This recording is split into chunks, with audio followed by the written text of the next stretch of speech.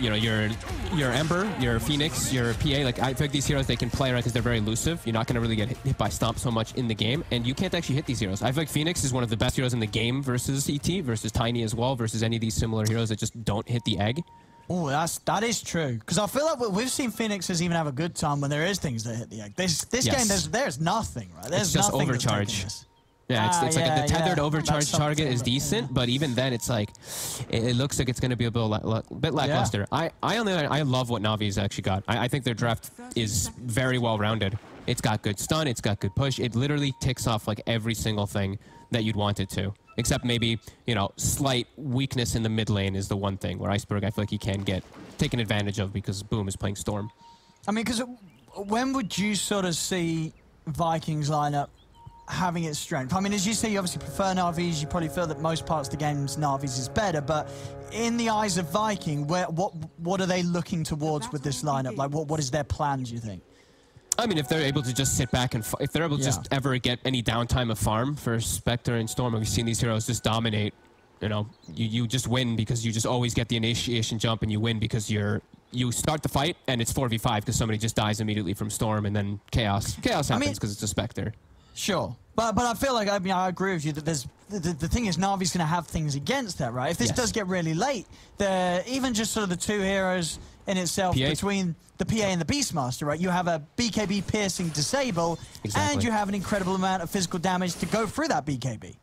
Yeah, and you have Phoenix, the hardest scaling support hero in the game, as people like to say it. So, like I said, I really like what Navi's got to the table. Is can they execute it? Because Viking, they've got a strong draft around it with their 4 heroes. I'm still, like I said, waiting to see how the ET fits into everything. And they've been really good with Aramis when he's been playing the Rubik. He's been super dominant. Yeah, I mean, they've been really good across the board. You know, we've got to remember the last series that Viking played, which was against Alliance, right? Both those games were very one-sided. Viking, they smashed Alliance 2-0 coming into this series. Yep. I want to see how they can do it, because I look at their draft and it feels very passive to me, is the biggest concern. The Storm and the Spectre, if they can get, you know, their ults kicking off and, you know, they start getting these pickoffs, it's all cool and dandy, but in between those ultimates, I'm a little concerned of how they make moves, especially into Navi's draft, which with Hawk and with all these vision aspects, it does feel like it's just good against what Viking has. So we'll see after these lanes. Iceberg, like I said, I'm going to be watching him, especially in this mid lane, see how he does in this matchup, because this looks like the harder lane.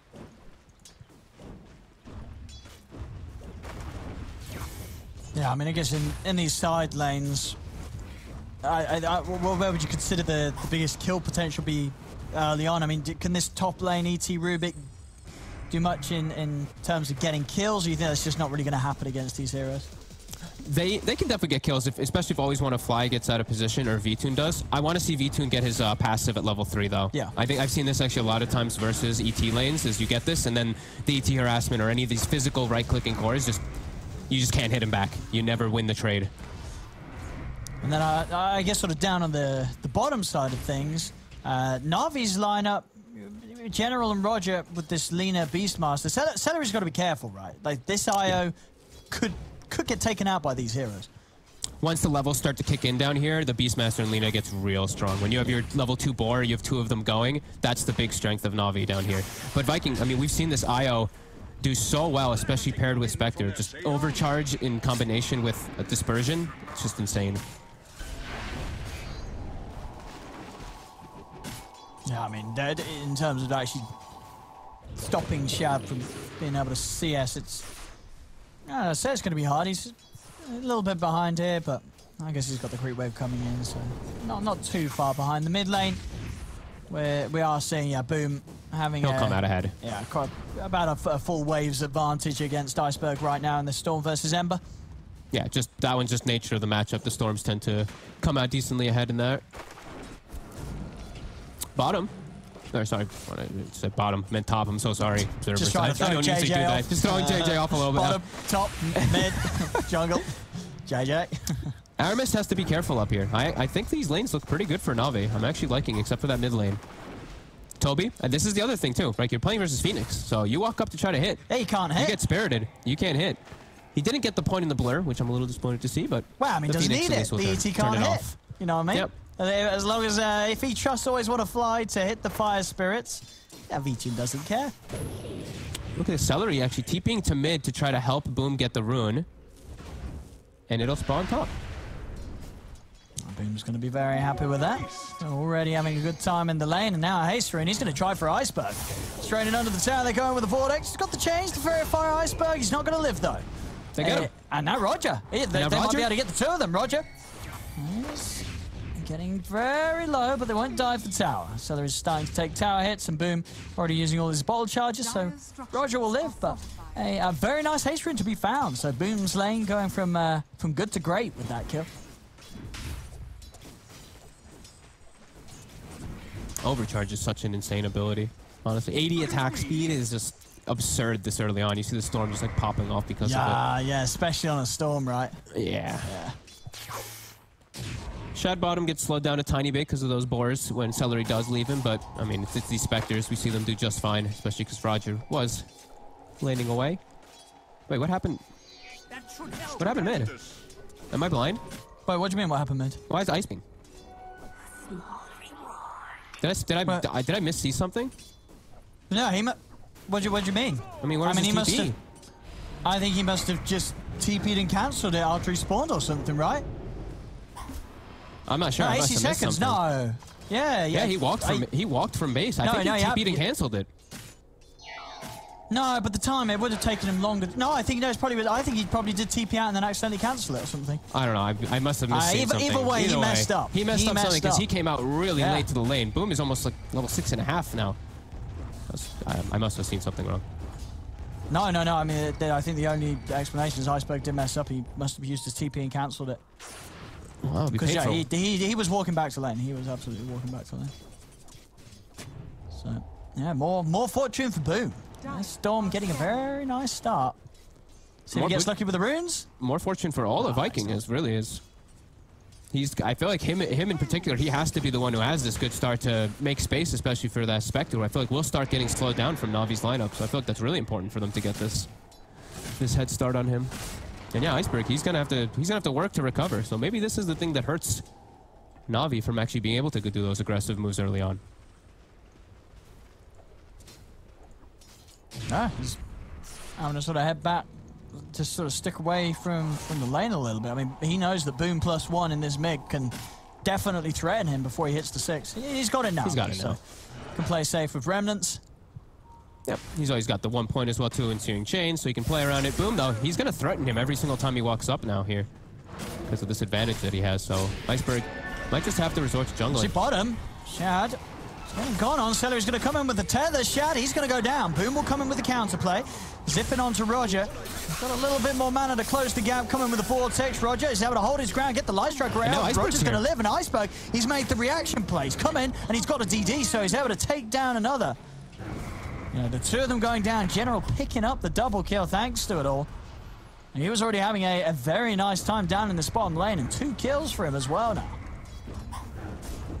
A really interesting item build too from General. I didn't really touch on it because I've never really seen that build top. Always want to fly. What? He's juking. Toby's trying to find. He's going to go for the TP out. Has Toby got the damage? 1. Oh, wasn't enough. Always want to fly, able to play out from the trees. What do I actually see? Okay, so interesting item build, I guess, from General. Is he going like armlet or something? All right, well, he's just going treads, and then he has this casual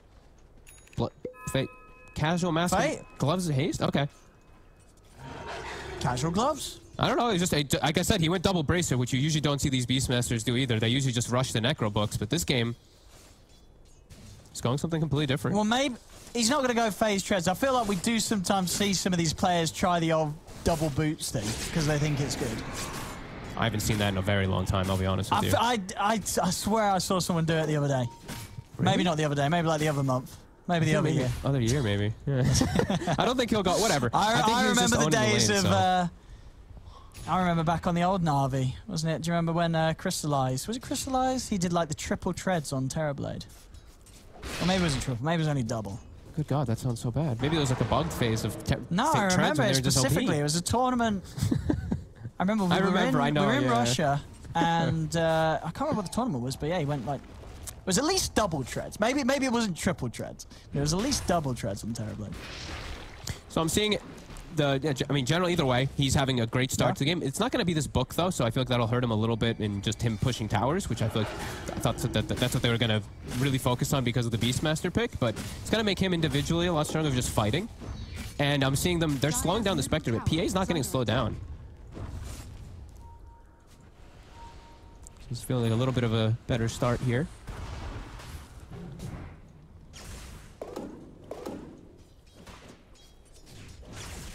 Let's see when it really all does start to kick off here. Yeah, I mean, as you said, though, what Viking are kind of cool with it not kicking off. Yeah, I think they want to be playing more of this passive style. They can react to TPs always with the Storm, but I feel like Navi's going to start punching pretty hard. Their heroes are... I feel like they're really strong to start really pressing the issue forward. And Vikings, like we said, I feel like there's a lot more greedy. Like, this is really the window where Navi can start to take advantage. General is hanging around down bottom. He has the double mango, so they have the roar available. And Iceberg's going to start forcing the wave, so boom, he'll react to on top. He's going to go straight in with the zip. Catches always want to fly by the rune and takes him out. Securing that bounty for himself, so boom. Continuing to use this good start. Nice and aggressively on the side lanes, not letting any sort of kills be passed away. They got to hit some towers, though. Because that's the thing about when you're playing versus Beastmaster. You leave your bottom lane, tower dies almost instantly. So they do get a good kill, but can they hit this tower and start to actually bring it down? It's going to take them quite a while. They have the catapult wave at least, but... And they do have the overcharged Elder Titan here punching it. Okay. And he is going to just go for straight Aghanims this game. Okay. Oh. It changes your game, just like Synderen says, it changes the game a lot when you're playing with Aghanims for yourself. You're playing more about you're running in and hitting targets rather than playing on this defensive of counter-initiating.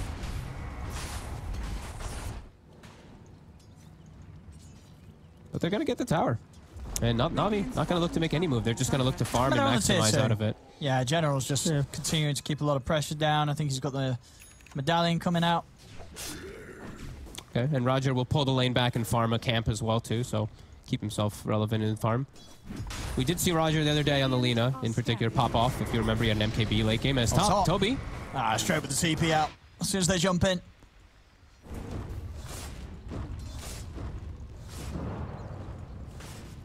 I mean, do you think, like at the moment for Viking, are they fine because Navi isn't doing enough, or do you think Viking need to be a little aware of like some of these heroes? Like, is there anyone that they need to try and make a move on, you know, with heroes other than the Spectre while Shad does continue to farm?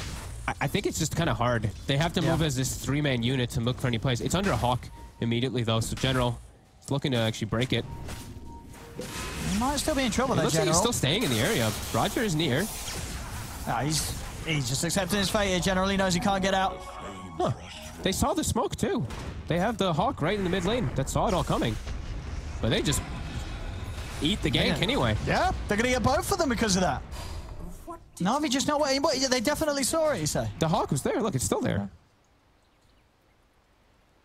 Oh, yeah. Yeah, I guess. It looked like it caught the edge of the smoke right on the side of it there, but maybe it actually didn't catch it. I thought it did when I was looking. Maybe it was just on the outside. Maybe it's just on the edge of it because they stayed like they looked. I mean, yeah, he committed. General's like, I'm going to farm this camp. I do not care, and he did, and they both died. So. And that's Viking. I mean, this is big for Viking because they didn't have to use their haunts or like majority of that storm mana pool to really look for that kill. So they're fine. Navi looks like they're just going to play a little bit more of that farm game. As Iceberg, he's queuing up the Deso. So. Okay. A little more of a greedy stance, not really that playmaking. Yeah, I mean, well, down bottom, boom.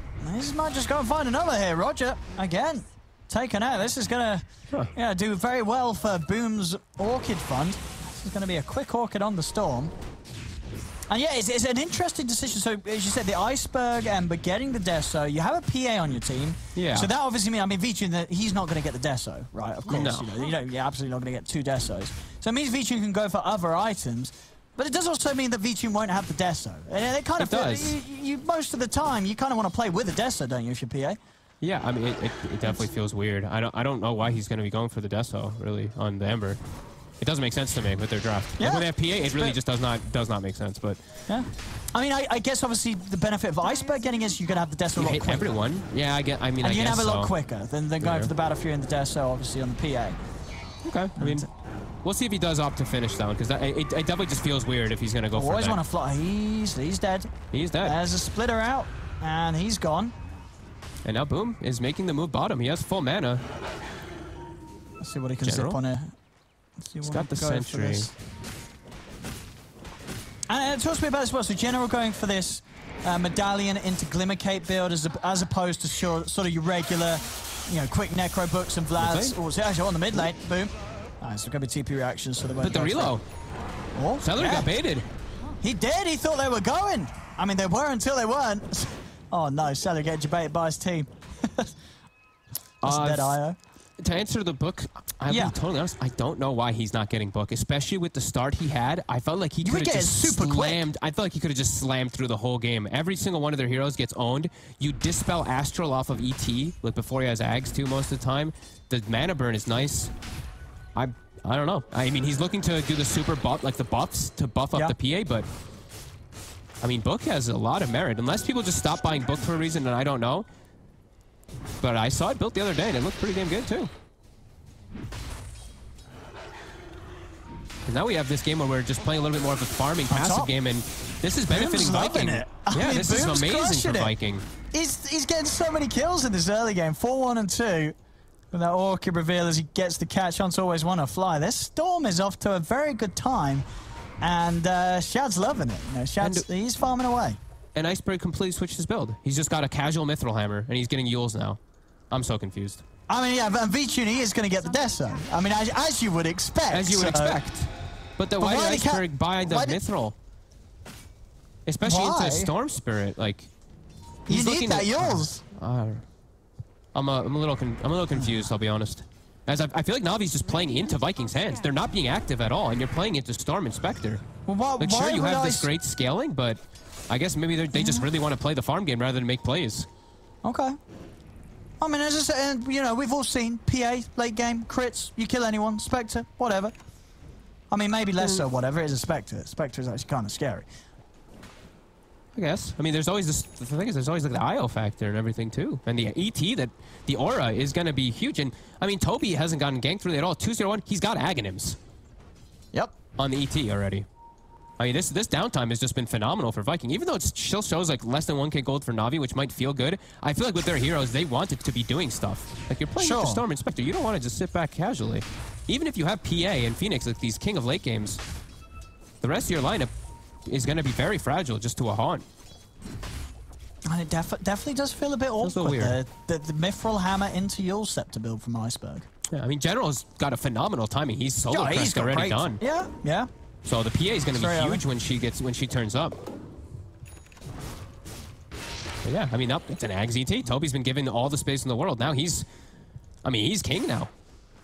He's going to have this, and then into Phoenix, we were talking about how the Phoenix is good versus ET. He has such a fast Aghanims, like literally 10 minutes faster than you'd probably expect it, that now he can hit Ag probably. You're not going to get Fire Spirited slowed if you have the buff on you. I mean, top. We're going to have the smoke. They're going to see if they can catch Shad. There we go. Axe is out to spot him. They got the raw. Shad. He's not getting out of this. The long jump, though. Boom. Boom is going to come in with a counterplay, and Toby's going to be brought over by Celery. They're running in onto Vtune. Off the side, telekinesis to Roger. General and Vtune trying to split, but the splitter from Toby's coming out. Won't catch Vtune, but the Stomp does. So if they can move in on this. Boom. They getting got in reload on out, though. Yeah, it's just the two of them left. And now, Toby and Boom, they're trying to run. Boom. He's going to have the heals for Celery. Actually trying to hold his ground with the light strikes out. So is the crit. Vtune. He's got to clean up a few more here. Celery. He's also dead as well. Okay, seems like the passive game worked really well for Navi as Vikings just went in, tried to help out their Spectre, tried to bail him out, and get just completely outplayed in the fight. They showed up in a weird way to respond too. Like Boom zips across the whole map. Toby doesn't have Astral Spirit ready, and Navi's all just prepared there. Disaster for Viking. And now V-Tune, he's going to be hitting some very quick timings. You know, those three kills that he's been involved in so far. Like, this PA is gonna get to a point where, I mean, already we're just seeing the potential against these heroes. Any sort of stun on Boom and a couple of crits will take him out of the action. Yeah, I mean, it really does feel like, I guess the passive game for Na'Vi is it works out like that. Yeah. It's paying off so far. I mean, levels are great as well after that. For V-Tune, he's level 15. Closest on Viking is level 12. So this PA 3 levels ahead of anyone in the game. Yeah, on Viking side. It's really huge because that was Viking's time to show up and win the fight, right? I think that was Mech on IO, Ags ET. They had like some immense timing, but they got caught and reacted poorly. Now Na'Vi, they have big lead here for V-Tune, level 16, and almost a BKB if he wants to show up to the next fight with a BKB, which is really good versus Viking. So V-Tune, let's see what he can find here. Easy D ward. The lift up onto Iceberg. They're going to try and go for this. They're going with the Haunt, looking to commit straight away onto Iceberg. He's able to get the Yules off and live. Supernova on the high ground. Shad, he's trying to take it down. Can he do so? He can. He's able to take down the egg in time. Roger, getting low. Quick sit back from Boom as he hasn't got further mana to move in. But they take down the egg. Viking can push on for the tier 1 tower. And they will get it here. So this time, the poke working out as they jump. Iceberg and force a fight. Shad's very close to his Manta now too. That'll be very big for him to protect himself versus Iceberg in particular. And also give them that Roche threat constantly. That's always the big thing about the Spectre Manta. So this PA is just so massive right now. Massive, yeah. Got extra Yules as well done on Lina, so 2 Yules now to play with Na'Vi. And going back to like early, like we did like Navi's team fight. Yeah, Navi's draft overall did feel very strong. So it's like it's still now it's getting back to that. Is Viking, can they, even though they had all that time to farm and they tried to make that move, Navi's draft is very strong when it's all coming together anyway. Well, there was a lot of like just sitting back, it felt like, but there's just they do have a strong draft anyway. Yeah, it's like you like the draft, you just didn't expect Na'Vi to sort of play it in the way that they are, right? Exactly. Yeah, I thought they'd be a little bit more, you know, pressing the issue forward on these towers, in particular with a Beastmaster. You know, they only hit the 1 tower bottom, didn't even go near mid. They've been just playing a lot more of the passive game. Yeah, I guess they believe in V-Tune. And I guess that's the way to do. There's no reason to doubt them on that. He's that far ahead of Shad still. 3K ahead of the Spectre. He is massive. Battle Fury BKB Deso, it's pretty much all complete. It's going to be out in a couple of minutes, that completed Desolator. This is, some of the fastest timings we've seen on a PA here. And I guess then we're going to see how Vikings draft really does kick in together versus all of Na'Vi, because Na'Vi's going to hit this humongous timing. They're going to force a fight around Roche, and Viking, their draft, like we said, it's a bit tough to actually take those fights with their Tricore, with Storm, with Spectre, and with ET as their frontliner. And we said, you know, the ET with this build, it's played very differently.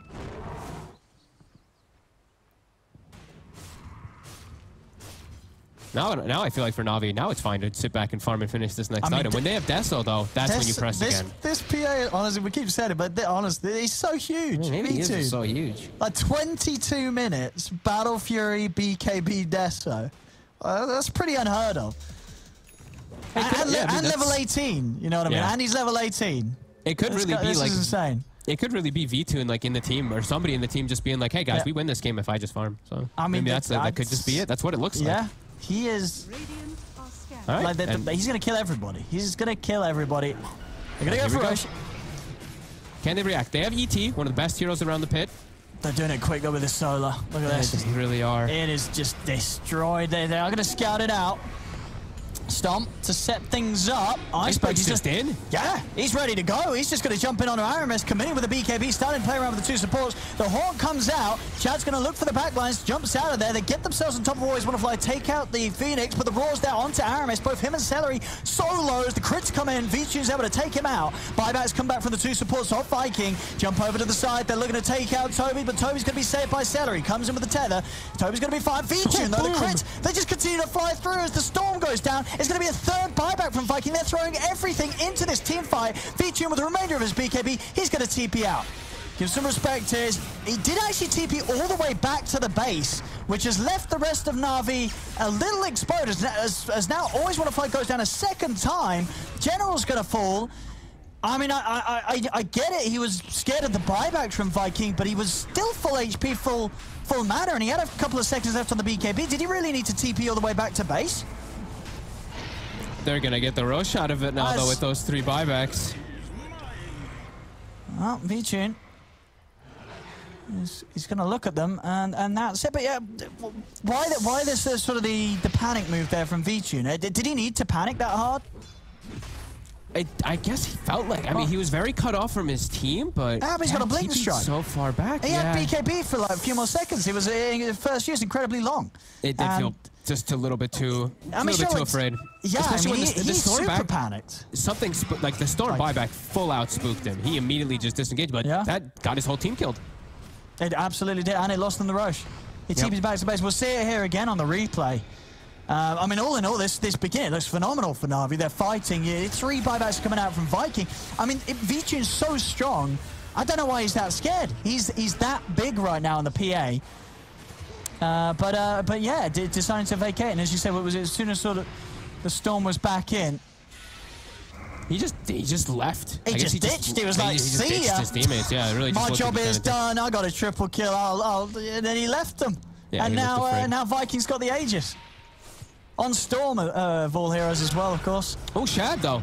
Oh. He's completely isolated. He's going to have some backup coming in. They can't save him in time. And now Celery. Oh, he's going to... Oh, I don't know what he's going to do. He's going to watch and burn. So Na'Vi, they still punch back hard. I mean, but yeah, Vincire's still massive. You know, he is still massive. He's still huge. Maybe just a bit of mercy. That's what it was. He was like, "Hey, I'm going to win this game anyway. I don't care." Maybe. They also made some pretty interesting, I guess you could say, some bad targeting inside of the fight too. They have to be careful. Like when his spirit's coming back in, they tried to jump him in the middle of that fight, and he had a 5-man spirit got onto him. So he had all the plus armor and the BKB effect on him, plus a tether that came in too to heal him. So just some. And Na'Vi just needs to watch their target priorities, but yeah, up at 6K gold lead and now killing the Spectre, and boom! He just zipped into the whole squad. And do they have chains up for him afterwards? They're gonna hunt to try to cause chaos. Vincire's around. Shad, he's going to jump over towards Roger. Boom. He's going to zip in aggressively to take out Always Wanna Fly. Also able to get the pullback onto General. Vincere now going in over towards Boom, but Boom's able to dodge it out. Slide to the side. Shad stepping away. Vincere committed with the BKB, despite the rest of his team dead. Now, this time around, the BKB TP makes a lot more sense. He's able to use that BKB to get back to safety. But another fight where Viking they're able to punch into Na'Vi, and they're getting the kills. Great haunt from Shad. It just causes chaos in the fight, because otherwise, Boom, very likely to just get stunned out of the Aegis and die, so they just force the fight. Yeah, Viking still coming in with these solid team fights, despite the strength that Na'Vi do have behind Vincire's PA. Yep. They did commit a lot up top right before that fight, right, to kill the IO. They had committed the Egg as well as the Laguna earlier, so the fight was very awkward for Na'Vi to take naturally. Level 18 Storm, level 18 Spectre, they're both getting online here. V2 still at massive. Have they got any more smokes on Na'Vi? What sort of moves are we going to see? They've got their Egg and everything available now too. I think they should look for some type of play. Everything from Viking is down at the moment, so. Don't think they have a smoke though. Doesn't look like it. Bloodstone done on Boom. He's farming. Radiant's middle tower. V2 the one leading the charge. They don't have a smoke, it looks like, but they're going to just use the blur and a hawk to give them the information. It was seen, going to be the one to look. Yeah, they're aware it's coming in. Underneath that ward in the river. Still, Aramis might be the one to die here. He's got a remnant down. Oh, that's true, actually, yeah. And he's got a glimmer. Yeah, he should be able to dodge any sort of search. And indeed he will. Vincere won't find him. Viking doing a good job of keeping themselves away from the PA. Trying to buy themselves time to have that haunt again. 25 seconds. Na'Vi trying to get the mid tower slowly with the boar. The solar crested boar, but it gets denied. And oh, up top. Oh, they did find him. Aramis. Oh, what? Did I get? Okay, he's still with them. And he's gone. Oh, baby, the old one shot from Vincere. I guess, did he sort of panic there, Aramis? It was like he forgot that he already had a remnant out. He could have just remnanted back to the previous one, right? Or I never would. I don't know. Maybe they would have found him anyway. Not sure. I mean, his remnant was so far back, but I think they'd already scouted and cut all the trees or something. I'm not sure. I think he would have just. I think he tried. I think he big brained it and big brained himself instead of just getting away. I feel like that happens a lot of times. Well, another kill for V2. And we'll be able to finish off this top tier one. There'll be no defense from Viking up here, still trying to make sure Shad's got spaces to farm in. And he's about half the way in on the Skadi. Vincere, yeah, he's very close to having the Abyssal complete. He wants to get that done. Yeah, he's got a really good game ahead of him too, with all these buff ups that everyone's building. Vlad's on general soon, plus that solar, just everything to enable Vincere. Viking ults are at the ready again. They're also going for their, solar crests and everything as well on the ET to buff up their Spectre. Hawk is out. Aramis actually nukes the Hawk down, so that tells them that they're smoked in this area. He's still going to go for the rune though. Straight on, always want to fly. They put the horn too. Shad's going to be able to move in. They take out always want to fly, and they've got the TP cancel on a Roger. Straight telekinesis and Viking making quick moves with the horn. Shad. They're looking for general too. The reload's in. Yeah, boom. He's going to get roared underneath the tower, but General taking big hits. Iceberg's able to come in with the chains. He's able to hold him down, and Shad, he's in trouble now as well. Vincire's turned up, and Vincere hits hard if he's ready to jump in, and he is. Looking towards Shad. Shad able to get up to the high ground with the dagger. Iceberg still continuing to chase. Toby turns towards Vincere, but the crits are there. They take him out. Iceberg trying to hold them with the clumsy net. He's going to have the chains back up in a second as he's in again. A chains onto Celery. Vincere, he's farming the creeps though. Doesn't want to jump on these two. He's a little scared of the Spectre and the Aya, so they won't chase. I know Vincere is literally just showing up and winning the game. It seems like by himself as he shows up and kills them as they overcommit. And the way that they showed was really weird for Na'Vi. They saw their Hawk killed by a Fade Bolt. And then they both showed in the river to grab the runes. You have to know you're going to get jumped on, Na'Vi. Not sticking together, just getting picked off a lot here by Viking. Quite a few mistakes getting punished here. But Vincere, he's keeping himself cool. I mean, he's still just keeping ahead of everybody. Abyssal is done. Aghanim's complete now for Iceberg. So much easier for him to dart to the back lines, get on top of these supports that we've seen are struggling a little bit to deal with him. And they'll try and hit them with the smoke, Na'Vi. Feels like he's just a lot of catch and control for Vincere to just do his job and carry and kill everybody. Nice rush. Viking now. 30 seconds, no haunts. You see Na'Vi looking to try to catch anything here. Very good at picking anybody off here when they have roar. And now the new Abyssal Blade on Vincere. Yeah, anybody they jump will die. I think even with the Tether Sword coming in. Yep. It's going to be far too much damage from this P8. Shad, he's going to be the one to walk up. Are they going to throw everything onto him, though? No, Vincire's going to look for the squishies. Gets the Rubik first. Straight away, buyback will come into play. Boom. He's going to look for always want to fly, but he's been used up. Roger, he's got the stun combo into the Royal Laguna Blade, but there's Celery coming in with the tether, coming in with the heals. It's not enough, though. Vincere turns over towards him, takes him out. Boom, dead for 70. Celery also gone out of the game, and they're going to continue to chase right up to the base. They're looking for Toby. The bash comes in from Vincere. It's a triple kill for him. He's over to Aramis. Ultra kill for Vincere. Shad, he's going to pop the horn, try and move in. They are backing away in Na'Vi. Even it's just the two of them, they're not going to push their luck any further. They still don't need to. Dies, buys back, dies again, and now we have a level 25 PA who was already pretty much one-shotting people. And now, I mean, you know what? Yeah? We're really seeing why Na'Vi wasn't getting aggressive in the early game. They just believed in this PA. They're like, They believed in the draft and the PA. Yeah, he's going to carry it, and he really is. In a surprisingly safer way than you would maybe imagine or expect from Na'Vi. You know, seeing a lot of sort of reserved, well, let's not chase any further. Let's only, kill when we need to. And it's absolutely working. Yeah, Vincere 12-0-3 hasn't died this game. And he's just consistently held himself about 5k ahead of Shad in all regards. when it comes to farm. This PA is massive. Yep, and Roche respawns. It's scouted by the Phoenix Courier. V2 first is going to clear up a creep wave, but then they can look to back up and take it, because Haunt was used at the end of the fight. As we know, Shad did pop it, so they can't take this next fight either. There we go. In for the Roche, and this will be a free Aegis and cheese for Na'Vi. So now with that, I mean, they definitely are kitted up to try and push for the finishing blow. There's no question about it. Next one will be V2 taking the cheese and Iceberg taking the Aegis. God, it doesn't feel like V2's dying anyway. No way they can kill him in a single disable. No. So he will always get that cheese off. Radiant's top tower is under attack. There we go. Tier 2's down, Na'Vi.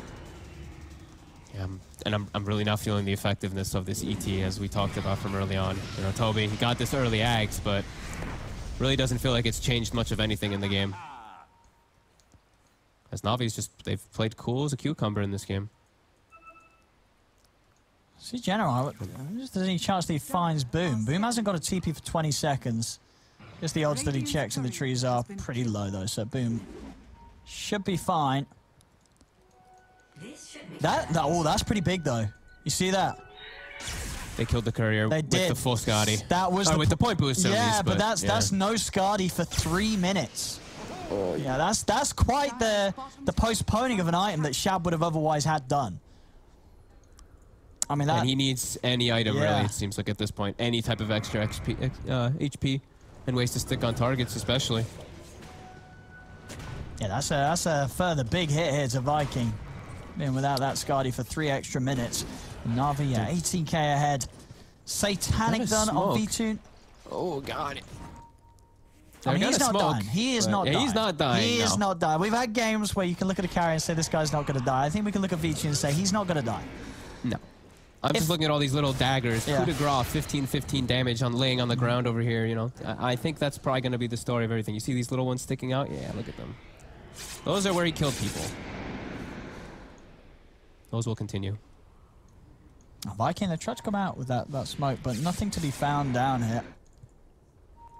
Do we have any reveal on the side of Na'Vi? Because that's the other thing that I was, you know, why I also like having Book 3 a lot of the times is detection can sometimes start to be problems, you know, glimmers, etc. They'll have some dusts, but yeah, I'm just curious to see, you know, general, why he did this build. It's really cool. It's working. Oh, so it's absolutely been working. They say just sort of a different approach from Na'Vi with their lineup, and it's absolutely working. This way of playing the game has been very robust. Just a carry never dying. I mean, even Iceberg, you know, he's only died once this game. That's actually pretty huge. That's a pretty massive comeback for Iceberg after, you know, laning phase being such a disaster, and I believe he canceled that TP earlier. So yeah, everything has recovered for sure. And he went Mithril Hammer into yours, you know, which was a bit of an awkward sort of slowing down of the Yules scepter. It didn't matter. He literally didn't die again after that one blunder in the mid lane. So very solid recovery. And really just overall, you know, from the start, like we did say, you know, Na'Vi's draft, it just felt really, really strong versus what they were up against. And even though Viking, they had some explosive times, this is what we're really seeing, the nitty gritty of it all in the last 15 minutes or so. There we go. Now it's just feeling so hard for them to ever look for any fights. And like you said, getting back into the zone. 2 minutes until that Scotty for Shad. Shad will come back up. And yeah, Na'Vi can just keep them all kind of trapped in their base here now at this point here. With Hawk, makes it so hard to play. They're set up around bottom though. Iceberg, he's inching forward for the wave. Oh! The trap is set. They don't really want to jump for him though. I guess they expect that maybe, and he does have the Aegis, of course. So, and Aramis is going to stop it. Aramis is thinking about it. Yeah, they're going to start walking towards him now. I think now they realize there isn't anyone else behind him. So get on the once. He had the illusion. He was almost able to get out. Boom! He's going to be able to get away to the side there. Aramis saving him with the Glimmer Cape, but the chains are in, and Boom won't make it out despite Aramis's best attempts to save him with the Glimmer. Na'Vi gets the Storm for kill. more. Iceberg looking for more revenge. They got what they came for. Oh, Celery. I'll get him as well. Oh. He's also there on the return. Some more kills for Vincere. 13-0-4. And now down the bottom lane they go. 20k lead, Na'Vi. This one looking to be quite the tough game for Viking to turn, even though it's getting to the later stages and they do have, you know, Shad Spectre. I mean, Shad Spectre's not necessarily poor. It's just that he's a hell of a lot poorer than this PA. As Vincere nearly 10k ahead of Shad. He just doesn't have a lot with him either on Shad. Like, the IO is going to tether to himself. He's going to tether to the Spectre to give him some type of regen and stuff like that, but Aramis and Toby have been very quiet this game. Aramis not getting any big steals. Toby unable to get too much either. I mean, it looks like they're unable to do anything about these buildings going down. Yep. As Viking just watching as Na'Vi push in. They'll have Boom back up in a few seconds, but not before this Rax is gone. Look at the melee. Iceberg. He's get gone on a bit. He's going to pop the BKB, play it safe. Na'Vi again. Just being... making sure that there's no chance for slip-ups here. Yeah, being very cautious. I was going to say the same thing. I'm like, oh, they probably could have pressed forward there, but with BKB down on Iceberg, I guess he's playing a little more careful. And the sensibilities have worked so far for Na'Vi this game. Yep. They're just keeping both carries safe, not trying to push it further than necessary. They've got neutral items to pick up now, too. Yep. So they get the first. They get a ninja gear. Gotta pass that to General, so he can always be smoked up in fights. Boom's got to be careful. Walking up, boom. Oh, goodbye. Goodbye. He's down for 80. We'll buy back straight away here. We'll see Shad. Who was he going for? Who was he trying to kill? I think he tried to kill Always Wanna Fly with his Basher and his Mant on the hunt, but he just gets used. And now they just lost. Well, I think they might have. I mean, they probably lost anyway, considering how big Vincere was, but just horning in to die like that. Now Aramis, he's trying to pull the creeps away. Oh, he's got Laguna. No, he's not going to get to use it. I mean, buys a little bit of a distraction, but yeah, that's a Spectre down for a minute. After, I mean, big zip from Boom. So he will catch one of the creep waves. But didn't catch them all. So they are still... Doesn't have his TP. We'll have to stay out here for about 20 seconds. Oh, that's... Yeah, I mean, that's 20 seconds too long. This he's got to get the bounties. Gone. And they're going to relocate to bring him back. Oh, okay. All right, so they'll be able to get him back. I mean, honestly, that's not actually going to bring him back that much sooner than he would have been back anyway. No, not much. Oh, and they actually glyphed the wave too, so he's not even cutting it entirely. And, no, and their base. And Toby's dead. They just dive in on Toby. They're going to get the tier 3. They're going to get the Parax. And Vincire's in. And Toby's going to get forced to the side. They are able to save him. But Vincere obviously able to easily jump straight back in with a Phantom Strike. Celery popping the ghost here, but he's been changed. They zip out. Boom, trying to play around with them. Shad's going to be up in a second.